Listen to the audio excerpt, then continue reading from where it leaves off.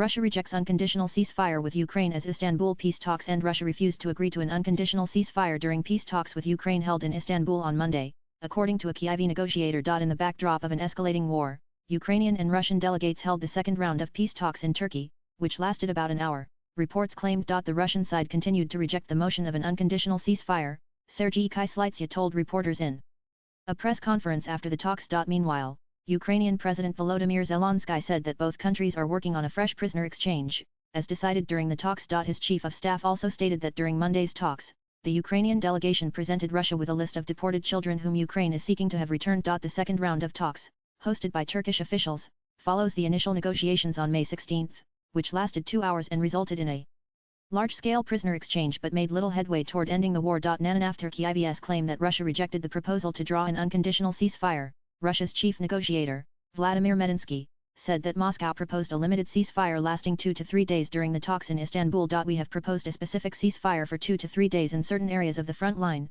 Medinsky said, adding so that commanders can collect the bodies of their soldiers. Nan Ukraine has suggested holding the next round of talks with Russia before the end of June. Nan we propose to the Russian side to hold a meeting by the end of this month, from 20th to 30th of June, Ukrainian Defense Minister Rustem Umerov said following Monday's talks in Istanbul. Nan he also noted that the delegations should work towards arranging a meeting between Volodymyr Zelensky and Vladimir Putin. Nan notably, Zelensky last month challenged Putin to face him personally during Istanbul talks after the Russian president rejected a demand from Ukraine and European allies to agree for a 3-0-day ceasefire. Nan tensions ran high in Russia as the talks began, with prominent war bloggers urging Moscow to deliver a powerful retaliatory strike against Kyiv. The calls followed one of Ukraine's most daring attacks of the war on Sunday, which targeted Russian nuclear-capable long-range bombers in Siberia and other locations. According to reports, the strikes targeted bases in Russia's Arctic, Siberia, and Far East, over 7,000 kilometers from Ukraine. Kira Rudik, a member of the Ukrainian parliament, reacted to the drone operation by Kyiv and said,